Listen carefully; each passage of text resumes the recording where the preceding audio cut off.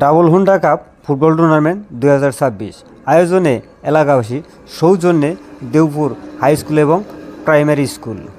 মাঠের প্রত্যেকটা দর্শকই হচ্ছে এক একজন ভলেন্টিয়ার। সবাই নিজ নিজ জায়গা থেকে দায়িত্ব পালন করে বলেই অনুষ্ঠানটি এ পর্যন্ত সঠিকভাবে পরিচালনা করতে পেরেছে কার্যকরী কমিটি। অসংখ্য ধন্যবাদ তাদের, যারা অক্লান্ত পরিশ্রম মেধা দিয়ে এত সুন্দর একটি টুর্নামেন্ট আয়োজন করেছে।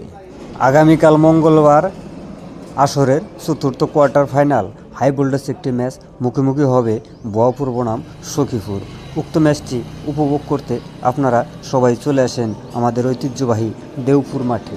ভিডিওটি ভালো লাগলে লাইক কমেন্ট শেয়ার করতে ভুলবেন না কিন্তু।